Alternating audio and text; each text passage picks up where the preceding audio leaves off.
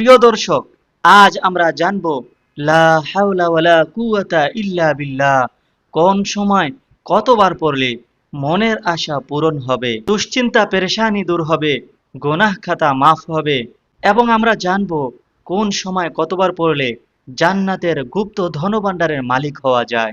সেই সাথে আমরা এটাও জানব লা হাওলা ওয়ালা কুওয়াতা ইল্লা বিল্লাহ কোন সময় পড়লে দোয়া কবুল হয়, আল্লাহ তাআলা মনের আশাগুলো কবুল করে নেয়, আপনার দোয়াগুলো কবুল করে নেবেন।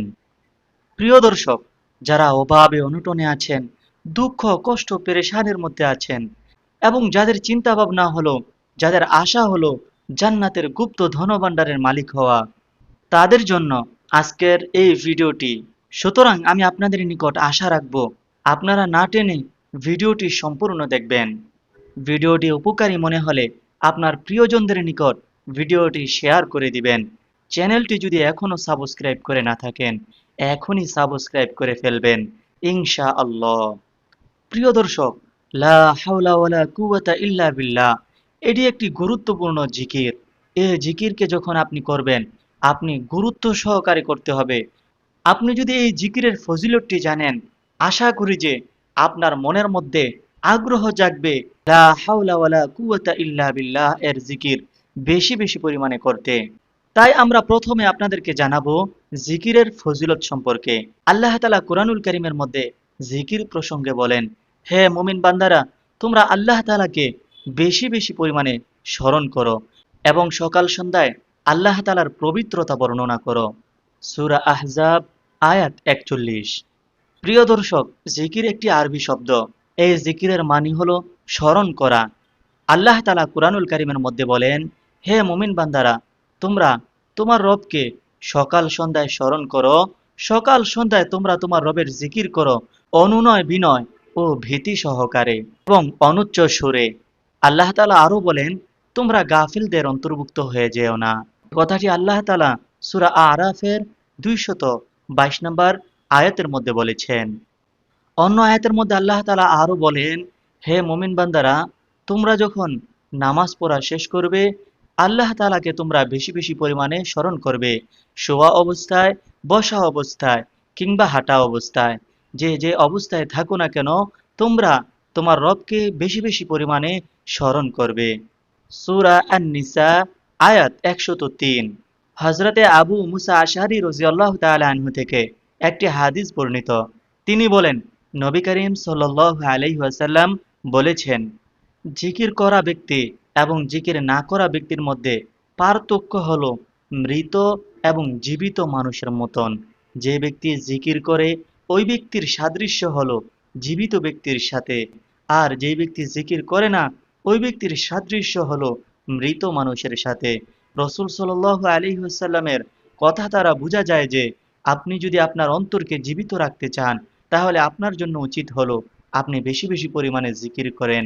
আর যদি আপনি জিকির না করেন, আপনি তো জীবিত থাকবেন, আপনার অন্তর মরে যাবে, আপনার ইবাদত বন্দেগী করার চাহিদা নষ্ট হয়ে যাবে, ইবাদত বন্দেগী করতে ভালো লাগবে না, আল্লাহ তাআলার প্রতি মহাব্বত জাগবে না, ভালো কাজ করতে ভালো লাগবে না। আপনি যদি চান আল্লাহ তাআলার প্রতি আপনার মহাব্বত জাগাতে, তাহলে আপনি বেশি বেশি পরিমাণে জিকির করেন। আর জিকির করার দ্বারা মানুষের অন্তর জীবিত থাকে, যা আমরা রাসূল সাল্লাল্লাহু আলাইহি ওয়াসাল্লামের হাদিস থেকে বুঝতে পারলাম। প্রিয় দর্শক, জিকির এমন একটি ইবাদত যে জিকির করার জন্য আপনার নির্দিষ্ট সময় কিংবা দিন নির্ধারণ করার প্রয়োজন হয় না। নামাজ যেমনিভাবে জোহরের নামাজ পড়তে হলে নির্দিষ্ট সময়ের প্রয়োজন, তাহাজ্জুদের নামাজ পড়তে হলে নির্দিষ্ট সময়ের প্রয়োজন, এই জিকির করতে হলে নির্দিষ্ট কোনো সময়ের প্রয়োজন হয় না। আপনি যখন ইচ্ছা, আপনি যেই অবস্থাতেই থাকেন না কেন, আপনি জিকির করতে পারবেন। আল্লাহ তাআলা কুরআনুল কারীমের মধ্যে বলেন, তোমরা নামাজ শেষ করার পরে শোয়া অবস্থায় থাকো কিংবা বসা অবস্থায় থাকো, দাঁড়িয়ে থাকো কিংবা হাঁটা অবস্থায় থাকো, সর্বদা আল্লাহ তাআলার জিকিরের মধ্যে থাকো। সুবহানাল্লাহ। প্রিয় দর্শক, জিকির এমন একটি ইবাদত যে ইবাদত করার জন্য ওযু করার প্রয়োজন হয় না কিংবা নির্দিষ্ট সময়ের প্রয়োজন হয় না। নামাজ পড়তে যেমনি ভাবে ওযুর প্রয়োজন হয়, কোরআন তেলাওয়াত করতে ওযুর প্রয়োজন হয়, জিকির করতে ওযুর প্রয়োজন হয় না। নামাজের যেমনি ভাবে সময় রয়েছে, যেমন তাহাজ্জুদ নামাজ পড়তে হলে আপনার নির্দিষ্ট সময়, শেষ রাত্রিতে পড়তে হবে। জোহরের নামাজ কিংবা আসরের নামাজ পড়তে হলে আপনার নির্দিষ্ট সময়ের প্রয়োজন হবে। কিন্তু জিকির এমন এক ইবাদত, আপনি যে কোনো সময় এই জিকির করতে পারবেন, এই ইবাদত করতে পারবেন। আল্লাহ তাআলা তো বলেই দিয়েছেন, নামাজ শেষ করার পরে তোমরা শোয়া অবস্থায় থাকো কিংবা বসা অবস্থায় থাকো, দাঁড়িয়ে থাকো কিংবা হাঁটা অবস্থায় থাকো, সর্ব অবস্থায় তোমরা আল্লাহ তাআলার জিকির করো।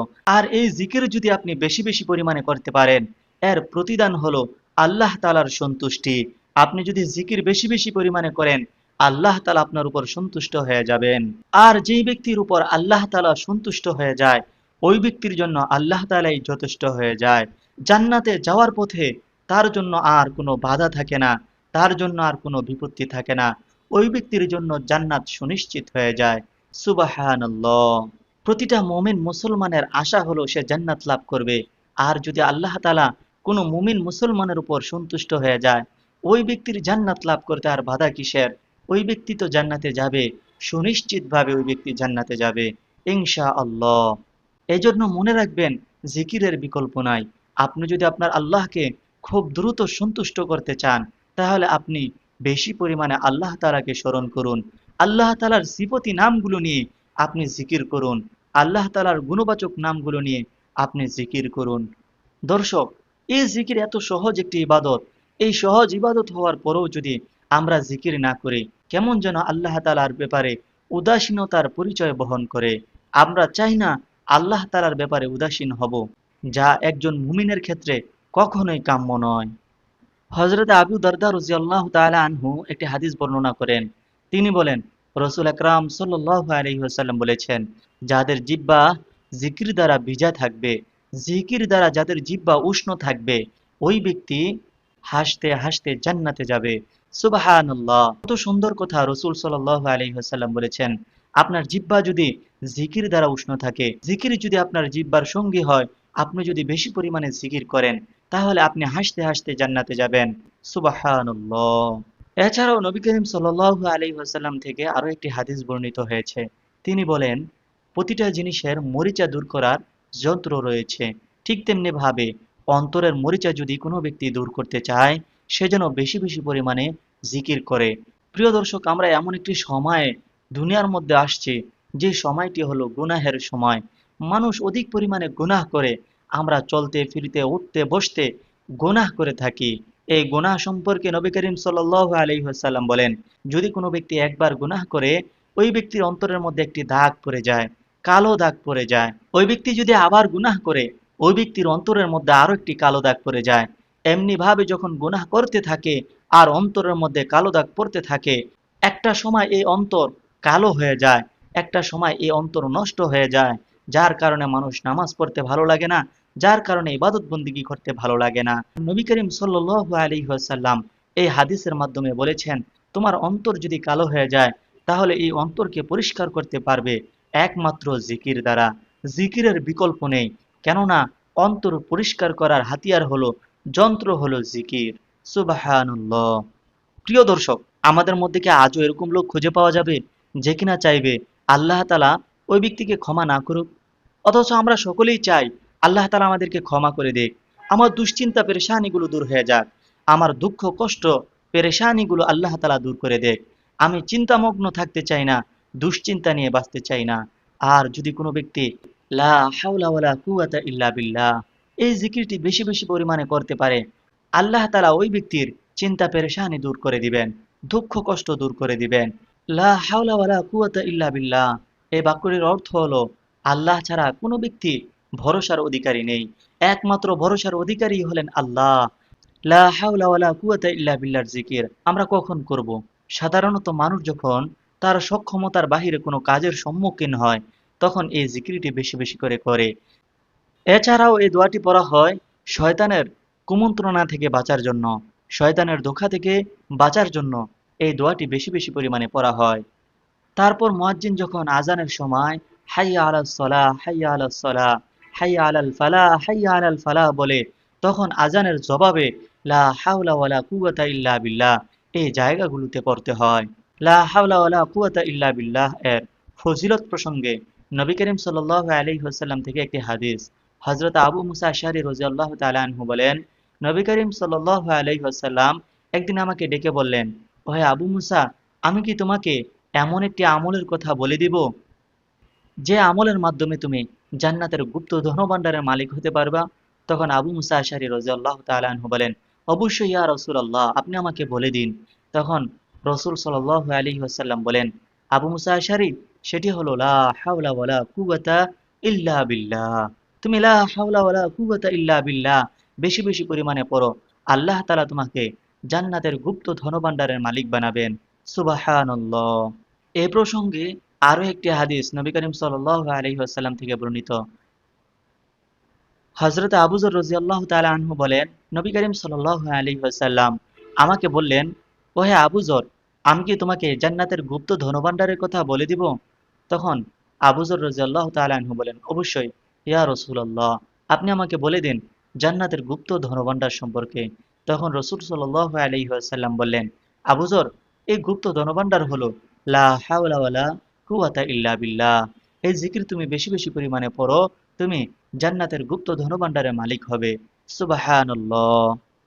যদি কোনো ব্যক্তি ঘর থেকে বের হওয়ার সময় এই দোয়াটি পড়ে, আল্লাহ তাআলা ওই ব্যক্তির জন্য যথেষ্ট হয়ে যাবে। আপনি ঘর থেকে বের হওয়ার পরে অ্যাক্সিডেন্ট হবেন না, আপনার সাথে কোনো দুর্ঘটনা ঘটবে না। আল্লাহ তাআলা আপনাকে সার্বক্ষণিক ফেরেশতাদের মাধ্যমে নিরাপত্তা দান করবেন। আপনি ঘর থেকে বের হওয়ার সময় পড়বেন, বিসমিল্লাহি তাওয়াক্কালতু আলাল্লাহ, লা হাওলা ওয়ালা কুওয়াতা ইল্লা বিল্লাহ। এই দোয়াটি যদি ঘর থেকে বের হওয়ার সময় পড়েন, শয়তানও আপনার কোনো ক্ষতি করতে পারবে না। অতএব আমাদের জন্য উচিত হলো আমরা বেশি বেশি পরিমাণে এই দোয়াটি পড়ব। বিশেষ করে ঘর থেকে বের হওয়ার সময় এই দোয়াটি পড়তে আমরা ভুলব না। হযরত কায়েস ইবনে সাদ ইবনে উবাদা রাদিয়াল্লাহু তাআলা আনহু থেকে একটি হাদিস বর্ণিত। তিনি বলেন, নবী করিম সাল্লাল্লাহু আলাইহি ওয়াসাল্লাম একদিন আমার পাশে দিয়ে হেঁটে যাচ্ছিলেন এবং আমাকে উদ্দেশ্য করে বললেন, ওহে সাদ, আমি কি তোমাকে জান্নাতের একটি দরজা সম্পর্কে বলে দিব না, একটি আমল সম্পর্কে বলে দিব না, যে আমলটি করলে আল্লাহ তাআলা তোমাকে ওই দরজা দ্বারা প্রবেশ করাবেন? তখন সে বললেন, ইয়া রাসূলুল্লাহ, অবশ্যই আপনি আমাকে বলে দিন। রাসূল সাল্লাল্লাহু আলাইহি ওয়াসাল্লাম জবাবে বললেন, ওই আমলটি হলো লা হাওলা ওয়ালা কুওয়াতা ইল্লা বিল্লাহ। লা হাওলা ওয়ালা কুওয়াতা ইল্লা বিল্লাহ এর নামে জান্নাতের একটি দরজা রয়েছে। যে ব্যক্তি এই জিকিরটি বেশি বেশি পরিমাণে করবে, আল্লাহ তাআলা ওই ব্যক্তিকে ওই দরজা দ্বারা জান্নাতের মধ্যে প্রবেশ করাবেন। সুবহানাল্লাহ। প্রিয় দর্শক, আমরা আজকের আলোচনা থেকে বুঝতে পারলাম এই জিকিরটি অনেক বেশি গুরুত্বপূর্ণ। আমরা এই জিকিরটিকে বেশি বেশি পরিমাণে করব ইনশাআল্লাহ। আল্লাহ তাআলা আমাদেরকে কবুল করুন, নিয়মিত আমল করার তৌফিক দান করুন। প্রিয় দর্শক, চ্যানেলটি সাবস্ক্রাইব করে না থাকলে এখনই সাবস্ক্রাইব করে ফেলুন।